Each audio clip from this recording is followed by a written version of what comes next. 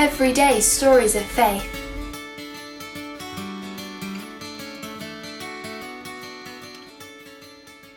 Hi, my name is Andy Conway. I'm married to Lynn, I'm father to James and Stephen, and I'm part of the family of Battle Baptist Church, and I have the privilege to serve in one of the worship teams.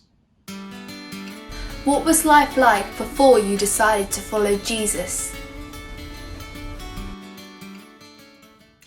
I come from a Christian home, but in my younger years and for much of my teens, I really struggled with the concept of God. I was part of the Sunday school and Boys Brigade, and I regularly heard about God, Jesus, Holy Spirit, you name it. There was always some need to conform to Christian ways of living, and always, to my mind, a relentless pressure to give my life to God. But I couldn't understand that need. While many of the people I interacted with clearly had a strong faith, I could not identify with them, and I felt unable to converse with them about spiritual matters. Now, at that time, there was no pressure from social media as we know it, millions of TV channels, mobile phones, computers, gaming systems, etc. But there were plenty of things to divert my attention from religion. School, didn't enjoy that so much. Musical instrument practice, hobbies, a love of reading and discovering secular rock music. When and why did you choose to follow Jesus? I made a real commitment when I was 17. I was associated with two churches in southeast London at the time. My parents were worshipping at Lordship Lane Baptist Church, where I had been attending youth groups all my life to that point. I also attended Boys Brigade at Honour Oak Baptist Church as a friend had encouraged me to go. There was one specific week of youth activity held at Lordship Lane, badged as Mustard Seed, and was led by young people who made the activities fun. Now that's all I can remember about it, except the Sunday night sermon. I didn't like sermons at that time, especially those that went on for an hour or more. But on that evening, I listened to what the pastor was saying. And somehow, the message of Jesus dying for me became personal. Yes, I had heard the Easter story. Yes, I'd heard countless altar calls. But until that time, I'd never been affected in the way that I was that evening. I was faced with the reality of who Jesus was and what he had done for me. And at that moment, there was no escape. There was no running away. I met Jesus that evening and he met me at the level I was at. It was quiet. It was undemonstrative. It was loving, caring, and very powerful. And that one moment of encounter changed my life.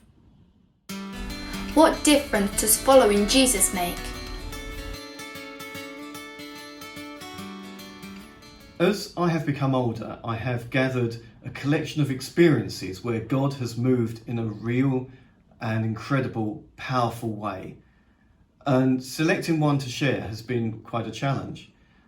I often find that we can talk to God about matters of concern to us, which sometimes don't get answers straight away, and other times they do. Sometimes we just don't think to talk to God about things when we should.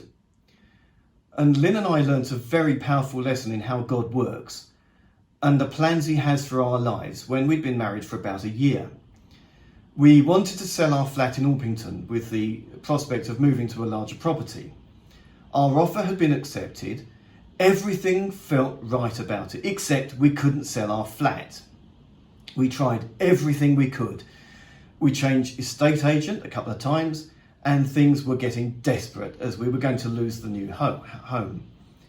Things came to a head one Saturday afternoon when everything seemed lost. The sellers were going to pull out and take another offer. Another estate agent had proposed a quite frankly ridiculous way forward, and we had hit rock bottom with it all. Then we had the great idea of praying about it. We sat on our settee and we prayed through all of the issues.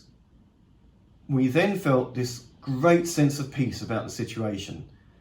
And the next day we'd gone to Lynn's church in Hailsham and were settling down to family lunch when we received a call from the estate agent saying they had someone to view our property at 8 p.m. that day. As it was a Sunday, we said, no. However, the estate agent was really anxious for a meeting as the viewer worked abroad during the week. So, very reluctant, we said, yeah, okay. We drove home and tidied up. 8 p.m. came and the viewer and a friend turned up, and he said he was really sorry it was late, but he'd just come from church. Imagine our surprise at that. For the next hour, we talked about his church, worship leading. He and his friend were both in the music team in the church, and music generally. I can't even remember showing them the flat. Now, what I can remember is that not only did we have a buyer, we made firm friends. We found a new church, and we met and enjoyed fellowship and friendship with a number of people who were at similar stages of life as we were then. And also, we were part of a worship team.